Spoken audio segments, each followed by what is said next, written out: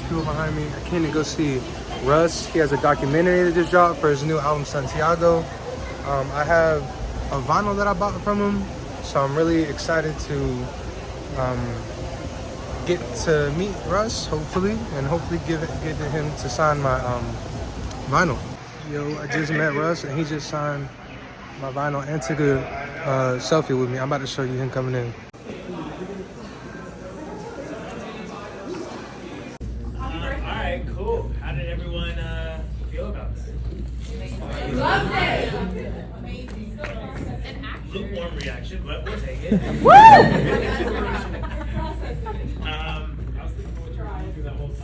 Yeah, so I'll probably just ramble for a second, then we'll get to questions. And I'm probably I'm gonna bounce around a lot in my ramble. But I think first things first, I guess I really don't need this mic. Can y'all hear me? Can everyone hear me? Yeah, Yeah. I can hear you. I'll just hold it for comfort. My comfort object. I think what I want to say first is what I've learned. I don't know if anyone else is like this, but just I love finding the solutions and all right, cool, guys, I know it's wrong. Now how do you fix it? What's the answer? You know? And unfortunately, it's not that easy. But what I've learned is that awareness is step one in the answer. It's just becoming aware of what the fuck's going on. You know? And it was hard for me to accept that. All right, so maybe I don't have the solutions, but at least I'm aware of internally what's going on. And that's growth. Awareness is growth. That's the first step. And the second thing that I really want to point out and make clear to people is that everyone's challenges look different. You know, and that was something that I struggled with. Is my come up was a lot of work, a lot of time, a lot of energy, but it was fun as hell. It wasn't hard. I don't think so. And just yesterday, I came to that honest place because I felt ashamed that it wasn't hard enough. And I don't know if it's a man thing or what it is, but we feel we need to struggle for the success. Otherwise, we don't deserve it. And like I said, I put out a shit ton of songs. I spent so many hours in the studio making music. And so was there a grind? Absolutely. Was it hard? No. It was fun. It was fun. It was easy to go to the studio.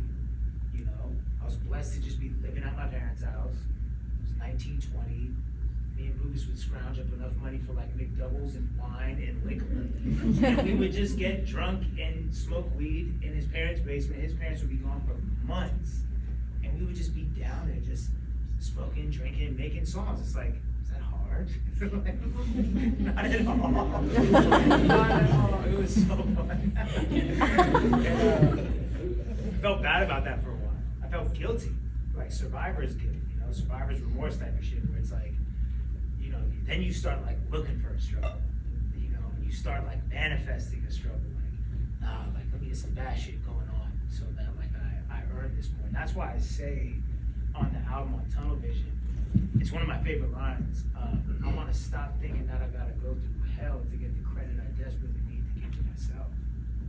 Because that's just one thing, I don't know if it's a man thing or what, it's this feeling that I need to hit rock bottom to deserve success, And it's just not true because everyone's challenges look differently. So was my challenge on the come up juggling 3 jobs and having a kid and getting evicted of this, that, and still trying to make it work? No. But my challenges were internal after the blow up and really discovering the success and the plaques, and none of that really moved the needle for me internally.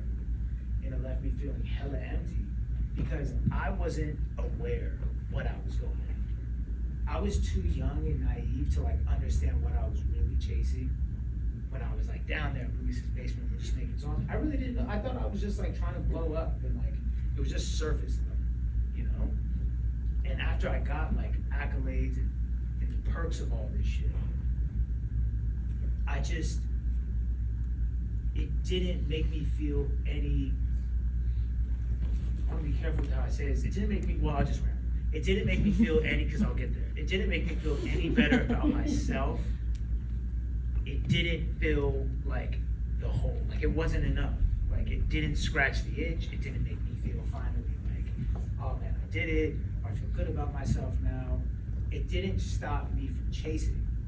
And I started getting to this point where I'm like, well, if that's not enough, like if the plaque isn't enough, if the money's not enough, if the house isn't enough, if the women, if this, if that, if that's not enough, then what's it gonna be? And that's when you start realizing, oh shit, if it's not out here, it must be in here, you know? And that's what led me into the work that I've been doing with, like, I call it like my spiritual mentor, you know? I think therapist gets like a pretty trash rap, and to be honest, he's not a licensed therapist, you know? For what it's worth. I've called him a therapist so many times, and like he works with just like a lot of like successful people, and he's like, don't worry about it, they all call me their therapist too. And I think it's just like, it's an easy, like familiar title, but the reality is like, it's just a guy who knows more than I do and doesn't have skin in the game. And I think for men especially, it's really important to have older men who don't have any skin in the game, who like don't have any sort of bias or baggage, and they're just like, and they know some shit, you know?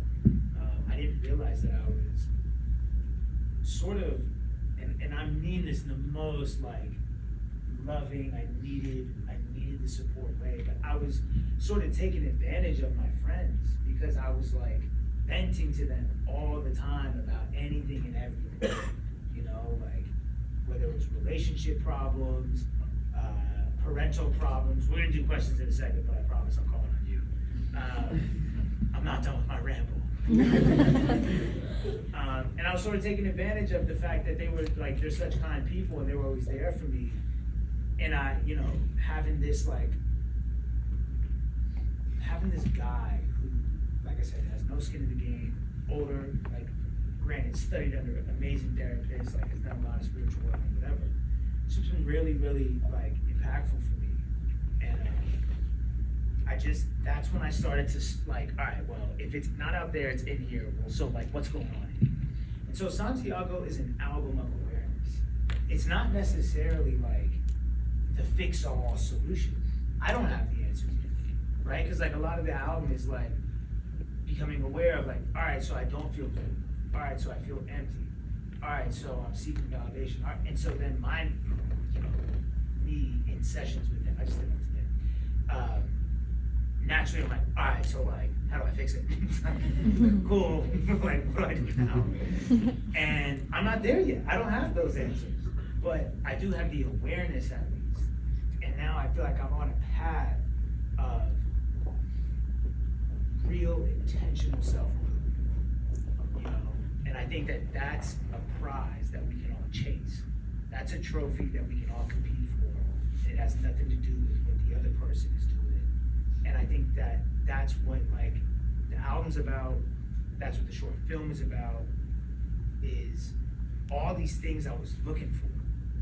Validation and all that shit. Like, it's me that I'm looking for this whole time. I'm running around out there like, and I'm really looking for myself. Like the whole time, like, I need to give myself the love that I'm looking for the world or the industry to give me. Maybe if I go triple platinum on this next song, then they'll all tell me how great I should be telling myself I am, you know? And you guys can apply that into your own life and your own, you know, respects, like whatever you're doing, maybe when you're like, you know, desperate for that validation. But yeah, it's just, it's such a brutal battle when you get to the other side of the fence when you swore it was gonna be greener and you're like, oh shit, okay. So, and then you can't really tell people back on the other side anything, right? Because I mean, we're all on social media. The narrative is like, yeah, it's going on, but like, let me get some money and find out for myself. That's nice. Like, how about you? If the money didn't do it, all right, well, like, give it to me and I'll let you know. You know what I mean? Like, that's people's perspective. Like, there's no talking to the people who haven't gone to the other side of the fence. I'm sitting here like, dog, I've been on both sides. I'm trying to tell you, like, if you're thinking this, I'm not saying this is great, right? In its own regard, it's fucking awesome.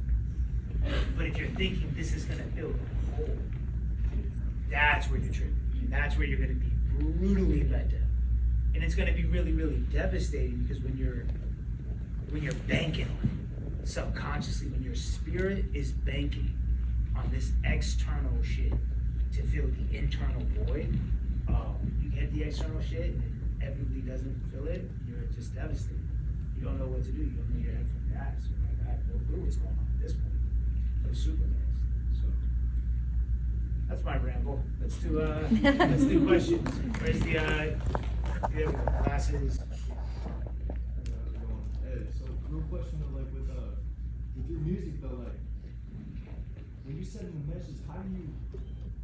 My question is like, how do you promote it as a message? Like, what are your goals as like when you say when you're promoting with your scenery and just everything being constructive? How do you set a when you're setting a movie, when you're setting a movie like this, like let alone how are you doing? What is your? How do I say? Go ahead, take your Help me time. out, Dylan. Help me out with this shit, bro. I don't know what you're trying to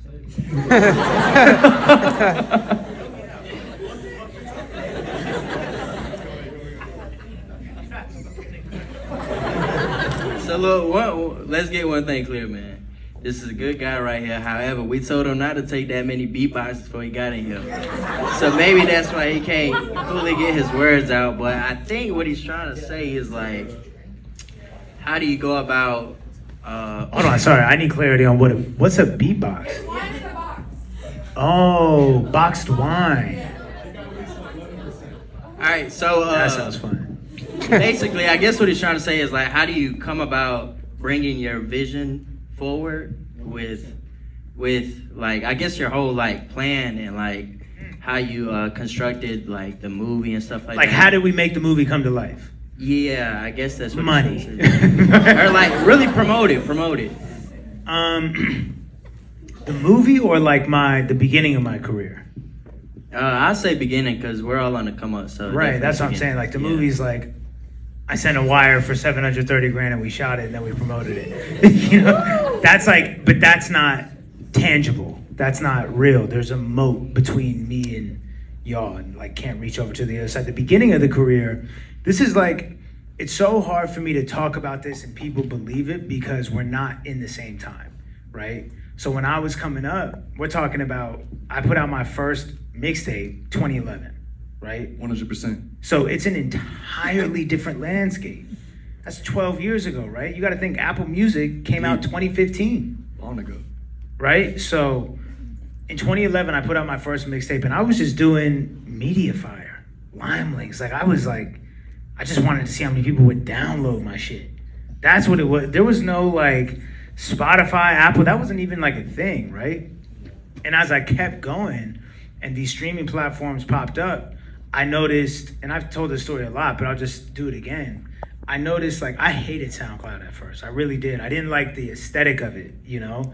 It just looked hella like dingy to me. And I love you SoundCloud now, but at the time I was really like, it was sort of like, did any of y'all have like adversity to like joining TikTok? Like that resistance you felt, that's how I felt like 2014 with SoundCloud. I was like, I'm not fucking using this shit. But that's what you mean though. You were on your independent shit. On God. Right. So put on God after everything. It just makes everything sound better. But yeah. But I noticed, what I did notice on SoundCloud was when people would put out a project, the first song would have the most plays, the second song would have the second most plays, the third song would have the third most plays, and so on and so forth. And so I was like, all right, so people are down to listen to one song. Yep. And that's about it. After that, it's tough to get really them to is. listen. Straight up. And it makes sense because it's like, we don't know you, you know? Like if you're anonymous, you're lucky we even click on one song. An album? Are you kidding? We don't give a fuck at all. Not even a little bit. So that's what I'm saying. Like, what did you do next? right, so okay, so what I did next.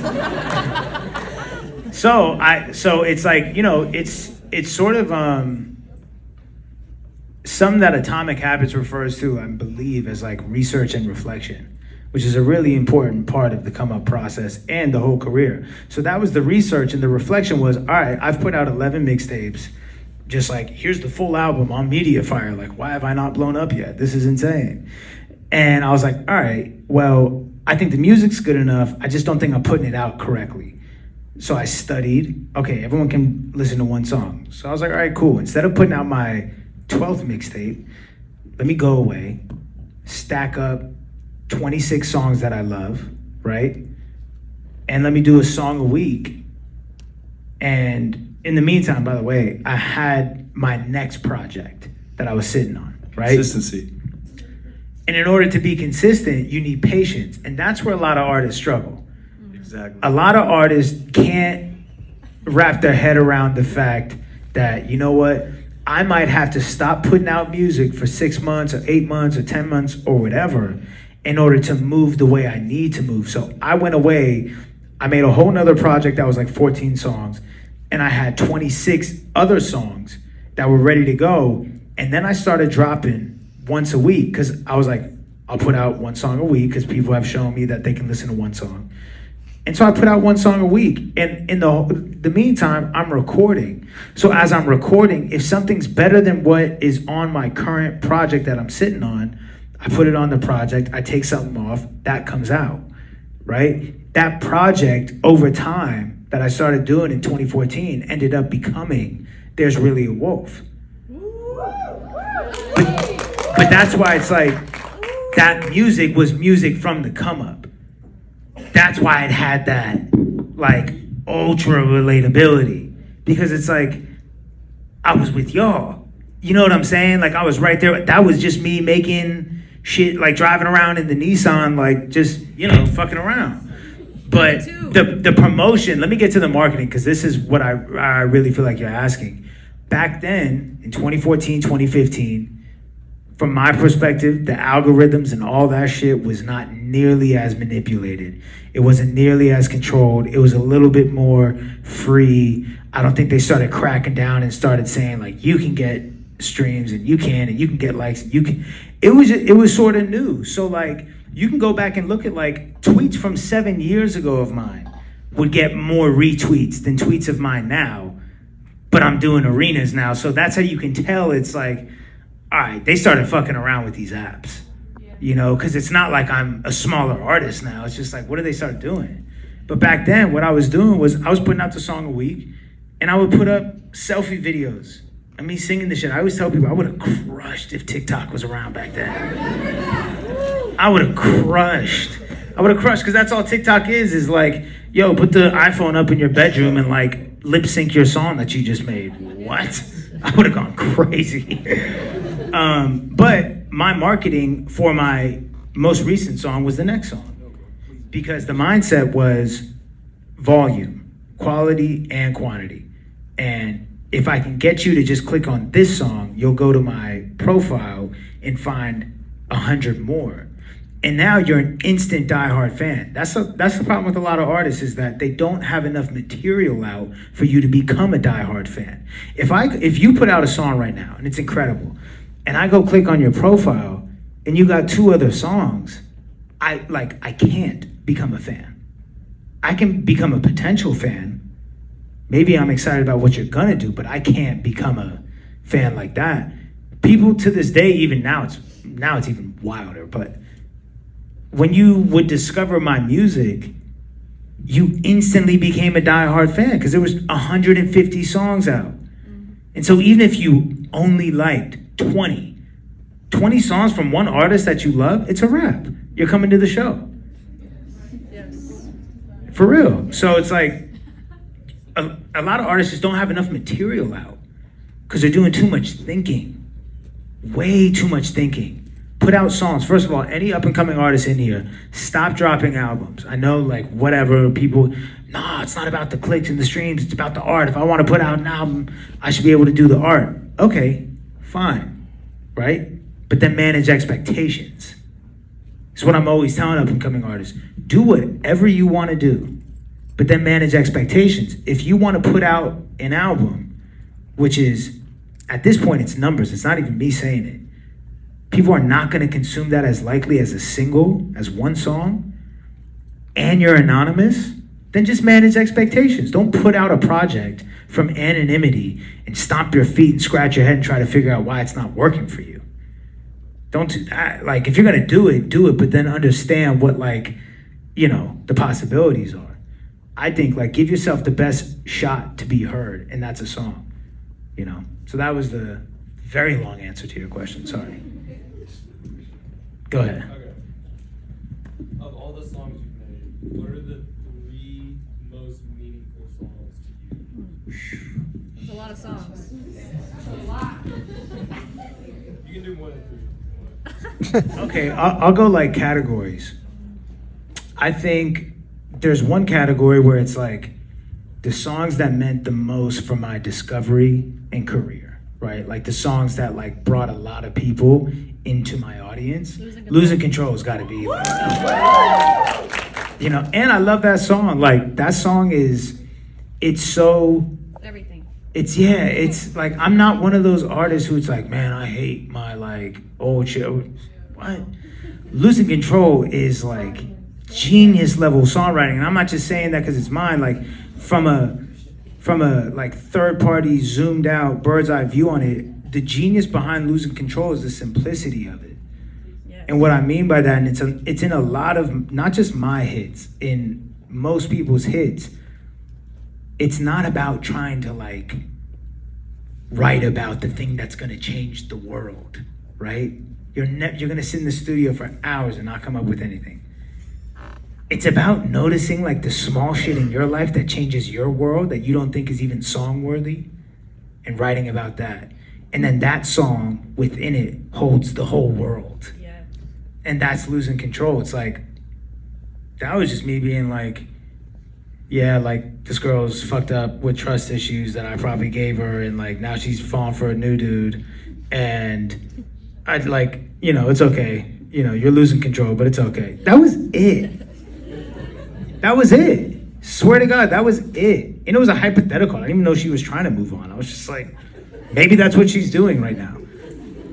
Like, that wasn't me sitting there like, man, what song would change the world? What song would be my biggest song? I wasn't sitting there with like commercial intent in mind, you know? Same thing with like something newer, like Handsomer, that went platinum quicker than any other song I've ever put out, right? So on track to be my biggest song ever, right? I got a DM from somebody, and I jokingly said in my kitchen, in response, because I'm just walking around trolling, like, I know I'm fine, but the money made me handsomer. Because it was a chick just sliding in that I knew. I'm like, you don't like me. You know what I mean? Like, I know why you're in these DMs. And I said to myself, that would make a crazy hook. And I went downstairs and I did it. It wasn't like some calculus problem. Music is supposed to be like, in my opinion, music is supposed to be the unfiltered version of your soul trying to communicate, you know? And the brain gets in the way. But a lot of times it's just like source, soul, speaker. That's the flow. If it goes source, brain questioning source, brain editing before it gets to soul. So it's like, it's all bullshit, you know? And I think the other thing that's really important for up and coming artists to know is that in order to, this is something that I've had to realize, it's just harder when you get into my position, but in order to pour out, you have to fill up. And a lot of people think that I need to be a studio rat 24/7, you know? And my dad used to say all the time, you remember, like, you can't sit in Boogie's basement, look at the 4 walls and come up with shit. Wrong, no, I'm kidding. No, but he was right. He was right. You have to go live real life. Losing Control came from real life. Ride Slow came from real life. Do It Myself was real life. What They Want was real life. Like all these big songs were real life being lived. Because like I said, you have to, music is about pouring out. It's your soul pouring out. But if you're not filled up, what are you pouring out? It's just fumes. And then like your talent can like hum melodies and pick a beat that sounds good. And so it'll sound good, but there's no soul in it because you weren't filled up. Jesus, wow, I ramble. So anyway, yeah, Losing Control up there with most meaningful because of what it did for my career. I always really love Voicemail a lot. Yes. Yeah, Voicemail for me is like, September 16th. yeah, oh, yikes, my dad's here, shush. Sorry. I'm sorry. I love Oh, you hear him? Good thing my mom isn't here. Jesus Christ. She probably skipped this for a reason. Yeah, Voicemail, just, I don't know, like, it's just the perfect rap song for my taste. Hard ass beat, hook is incredible, melody, verses are hard raps, and the content is there. So it's just like, it just checks all the boxes. I love Bankrupt a lot. Yes. Just because, like, from a musical perspective, I just think that that's like the perfect song. Like, I don't know. I just think that in my wildest dreams, like at some point, that's just, you see what 315 is doing right now for me, and it's like crushing and going crazy on TikTok and what, like, I'm just like, Bankrupt is gonna have its time because Bankrupt's better than that. 315 is incredible, and I knew 315 was like the one, but I'm like, man, Bankrupt. And then everything on Santiago is this self-help book that you can turn back to at any time. And I think for me, in my personal growth, Santiago means the most to me. And for my career and for my fans, it means the most to me. And I was scared to put it out because I know my fans look at me on some full transparency, just like, you know, manifest and positivity and law of attraction. And I was like, damn, man, they're about to hear this shit and be like, bro, what the fuck is this shit? Like, what? Get over it, dog. Are you kidding? And I was worried, for real. And I see now, I'm glad that I did it, and it's so liberating. And I think what it's done, it's accomplished something that I was hoping it accomplished, which it allowed me more liberty creatively and personally to go in different directions and be more honest, and my fans still receive that, you know? Because you can dig yourself into a hole as an artist. If you just pigeonhole yourself as like, I just make, let's just say like party songs, and you build a whole fan base up off of party songs, if and when you ever try to go deep, they're not trying to hear it. That's not why they like you. They don't even know you for that, you know? And so what I've prided myself on is painting every color so that if and when I do any color, fans are like, oh yeah, but like we love when Russ does red. Oh, you like when he does red? Well, I like blue. But it's like, I think that's why the fan base is what it is because every color has been exhibited and appreciated. So yeah, I'd say Santiago. Let's go right here. I'll get some in the back too, sorry. I know I'm just being, vision bias. Hello, I'm good. How are you? I'm good, thank you so much. First of all, I want to apologize about my accent. I know it's a little thick, so sorry. What accent? You sound great. Thank you. And then I also want to say that you've been a great inspiration in my life. I've struggled with a lot of things, obviously, like a lot of people in here. And one of the things that I've struggled the most is ever since I moved to the United States, I've been struggling with believing in the things that I've done. And I know that you said that whenever you did all these things and never, you know, you accomplished all these things, there was no like fulfillment and stuff like that. And for me, I think it's a little bit of that, but also it's a lot more about imposter syndrome. I don't know if you've heard of it. Oh yeah. And I think a lot of the immigrant community struggle with that, and you know, a lot of people in general struggle with it. And I know I struggle with it, and I want to know if you have struggled with it and how you have overcome it. Viciously. That's what fraud is about on Santiago is imposter syndrome. And what my mentor told me which like blew my mind. It's a formula, and I'm like such a like analytical person. I'm like, yes, give me the formula, give me the equation. External recognition, right? External recognition minus internal recognition, you get imposter syndrome. And that's what happened to me. It's like the whole world, my fans and everything being like, oh my God, you're so great, da da da da. But when the internal recognition wasn't there, it's like, what are y'all clapping for? And so you start feeling like, what the fuck's going on?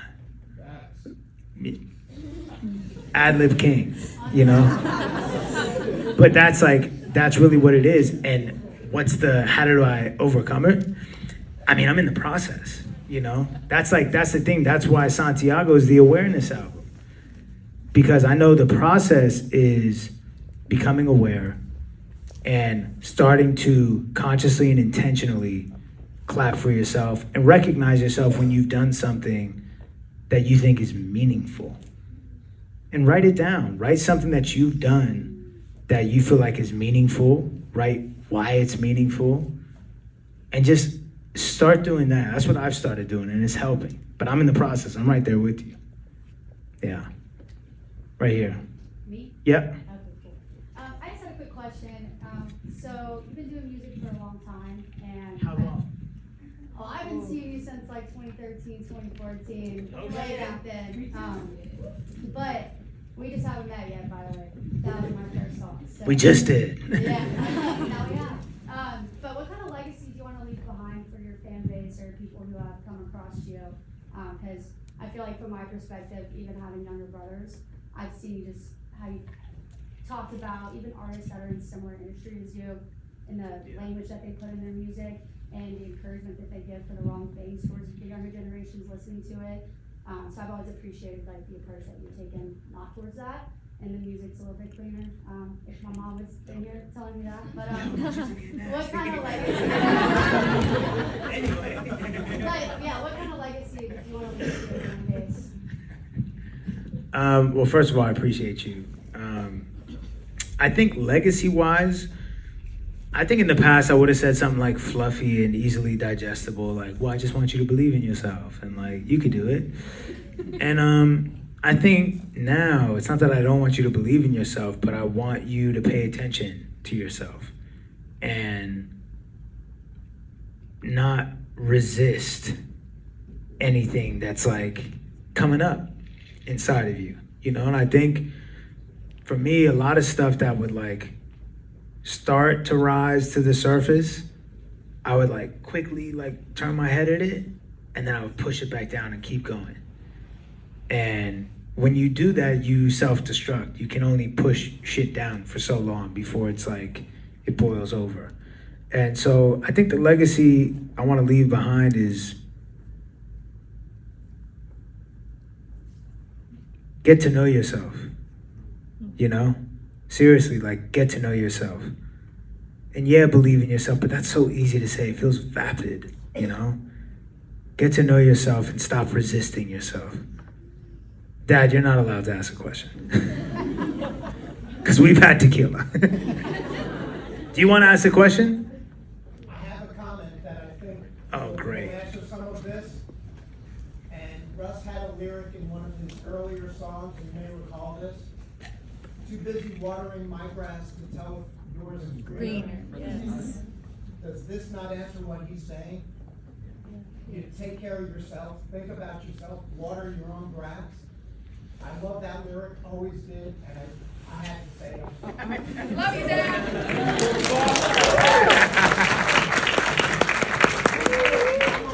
He's the rock star. Funny story, because then we have 15 minutes. I was in Montreal doing a show one time. I know you hate this story, but it's awesome. If you wonder where I got my like stage presence and charisma from. I was in Montreal. It was the biggest show I'd ever done at that point in my career. It was 3,500 people. 3,500 people felt like 30,000. It was insane. It was like, you know, I'm on stage looking at the sea of people. And there was 2 catwalks. So it's a stage like this, and then there's boom, a catwalk on the left and a catwalk on the right. I'm on the catwalk on the left at the end of it, rapping, going crazy. I noticed none of my fans are looking at me. I'm like, what's happening here? They're all looking at the other catwalk. They're going crazy though, so I'm like, all right, whatever. I don't know, like, what's going on. I look over to my right, and my dad is at the end of the catwalk, just like Hulk Hogan ear, like. And I'm like, I have no clue how he got out onto that catwalk. At what point did he walk out there? But it was awesome, and they were loving it. Just had to tell that story. Show where the energy came from. Right there, yeah. Hand up, yeah. Me. Yep. Hi. I just want to say I do love September 16th, but also the flute song is one of my favorites besides There's Really a Wolf. Nice. Also, thank you so much for being you, and thank you for the immersive experience. That was truly life-changing. I appreciate all of that. Thank you. You went to the one in Atlanta? Yes, Oh, yes. hell yeah. Truly amazing. Amazing. Thank you. I have a pretty simple question. I noticed after realizing that Santiago is kind of like about the alchemist, and I kind of was like re-listening to some of your old songs, and you also, in the lyrics of Gone, you said about the alchemist. How many times have you read? My question. Like the books that I read. Yeah. Well, no, the song Gone, you in your lyrics you talked about the alchemist. Yeah. So I was just curious, like how many times have you read that? Like it's been an inspiration for you. Twice. Just Only twice? twice. Okay. Swear to God. So one time when I was 17, 18, 19, Lucas introduced me to it. And it was that book. It was 7 Spiritual Laws of Success by Deepak Chopra. And it was Magic Ladder to Success by Napoleon Hill. You weren't forced to read it in 9th grade? No. Yeah, me either. They forced us in Crickstown County to read it in 9th That's grade. incredible. And I was in What a curriculum. I think 9th grade, I was too young to understand the concept. I think, yeah. Yeah. That's, So like that's a 8 young years age. removed, I reread it, and I'm like, holy shit, this hits totally different. Yeah, no, it's one of those books where you could read it at a lot of different places in your life and get something different from it. But I read it at 18. I read all those books at 18, and I got arrogant because I read those. I like armed myself mentally. I succeeded in the music business, and I just thought like, all right, well that's that, you know. And it's hard to tell that person any different. You know, it's like when you're kind of when you do something like extraordinary like that, like achieve like major music success, it's hard to like kind of argue with that person if they're like, nah, like I know what I'm talking about. I did it, you know. And that was me. And you know, a year ago, top of the year, January 2022, when I had this like breakdown, I was like, I need to start reading again. Because I hadn't read since then. I hadn't read in 10 years. I wrote a whole self-help book and like, didn't read though. Here you go. And when I started reading again, I was like, oh my God, like, it was so humbling because I got to this place where I realized that what I had wasn't confidence, it was omnipotence. Because it was this I know everything mentality. The more you learn, the more you realize that you don't know shit. So like the more I started to read again, I was like, wow, I really don't know like anything. Yeah. And so now I'm just like, now I'm entering into like the world and into the day with a lot more curiosity and a lot less like, you know, 30s Club. arrogance. Yeah, welcome to clarity. Woo! Here you go right here with that. Go ahead, right here. Yep. Oh, what up, man? Go ahead. So I have a 2-part question. One, you mentioned this album is an awareness album, right? Yeah. It's part of your stage of healing and growing, correct? Yeah. Would you say every stage will have an album or a song? I think in an ideal world, yeah, at least a song. But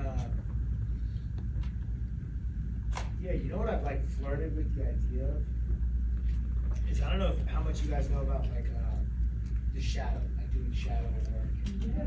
Yeah, so it's like that was a lot of Santiago as well, right? It was like even in the short film, that scene where like I'm on the sand and those 3 figures behind me, and like there's a struggle and the knife to my, those are my shadows. And the knife being held to my throat is like, it's me holding it, you know? And a lot of the album is that. What I realized, and this might be, you know, hot take, but I've said it in private, might as well say it publicly. The shadow is, from my understanding, the part of us that we've repressed, that we're ashamed of, that society has told us to tame. And in my observation, I think a lot of the music in the rap space is being made from the shadow perspective, whether it's conscious or unconscious. And I think why it resonates with so many people, why that rage and just like recklessness and carelessness resonates, is because everyone has a Tyler Durden in them.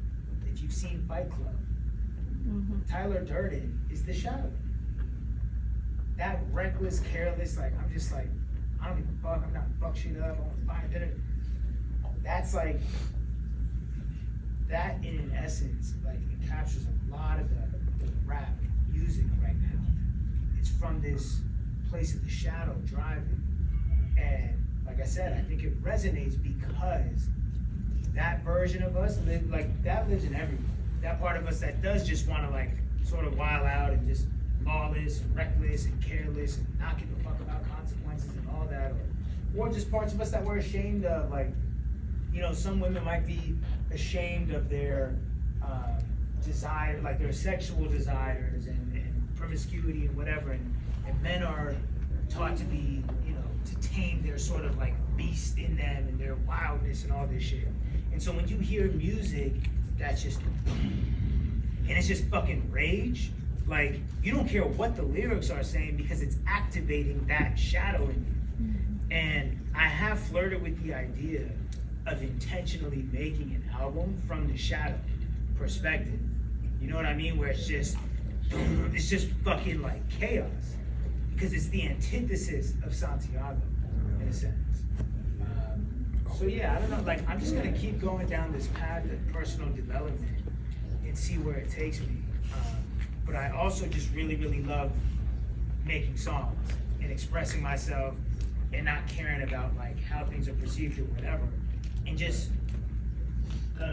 flooding, sharing, because that's as pure as it ever really needs to be, in my opinion. Make shit, drop shit, make shit, drop shit. That's it. Blue shirt right here, yep. So you talk a lot about the tornado effect, like when a lot of success is coming out of you. And I feel What? like Sorry, I was chewing ice. you talk a lot about the tornado effect, like Yeah, you're both yeah. doing different things.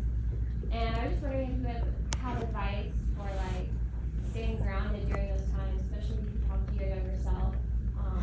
Personally, I'm building a business and it's like all the success seems like it's coming at once, and I feel like my intentions are good, but sometimes when all these things are happening, I feel like it's easy to get, lost. I was just talking to my manager about this today, because I was just talking to my mentor about it today. It's like when success comes really fast, it's easy to lose the tether to like who we were and why we started doing it. It's hard. I don't really have a good answer for it. I'm trying to figure it out too. It's like, I think what's helped me is like trying to like really like hone in and feel what it felt like to be, for me, 17, 18, just like making beats in the basement. Like really tap into what it felt like and what I gave a fuck about as far as music, you know? It's helped me, it's reminded me like what actually matters, you know? Which is the music and saying something that you mean, you know, or doing something that you mean. So it is hard when it starts coming in fast, things are pulling you this way, and yeah, you lose the tether. So just keep tapping back into like that inner child is my advice. Thanks. Psycho Part 2 jersey right here. Oh, first I want to say thank you, man. You're such an inspiration, and I appreciate and respect the hell out of you've always been like unapologetically you.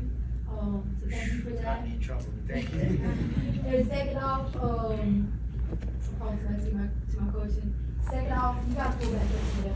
Hangout was crazy. So When was I we out? need you for 2024. Oh, We need see where my you. head is at? And my Wow, you question. know what? Hangout Festival is always insane. But can you, so y'all from Alabama? Yeah. All right, so give me some context. Like, who goes to Hangout Fest? Is it all Alabama people? Oh, from I would travel for you, okay? Thank you. From all over. Is it mainly Alabama? It's a lot. It's a lot of. I mean, A lot yeah. about, like, that's the thing to do in Alabama. But what else is there? Where's the city to go to in Alabama to do your own show? Birmingham. She's like, you don't. Yeah, Birmingham. Drive I really through. don't. Birmingham, Mobile, Birmingham, over Mobile. Birmingham. So hang on. We need you, man. I love, every time I've done Hangout Festival, it's insane. And I'm always like nervous to do it because I'm like, I've never done a show here, so like, it's crazy. So my question was, Everyone had their hands up like, how important do you think the timing that you released Santiago, like how important do you think that played into how well it was received? I think it does play a part. Like, there's this Jay-Z interview with Zane Lowe where he like talks about seasonal records and like, you know, things should be seasonal. And I tend to agree with that. Certain songs are just timeless. But I also think there's merit to like, what time period of your life did you hear the album? And I think here in Santiago, for the most part, in the summertime for most people, it means something a little bit more, it means something different than if it comes out December 21st. It just means something different. It's not necessarily worse or better, but I wanted it to come out when there was warm weather in America because that's when I made the album. I made the album summer 2020, you know, so I wanted to put it out when the air felt like how it did when I made it. Yeah, because it just felt like it meant more. I don't know if that actually fucking matters. In the corner, because I feel like you were probably thinking there's no way he's gonna see me. Yeah. How you doing?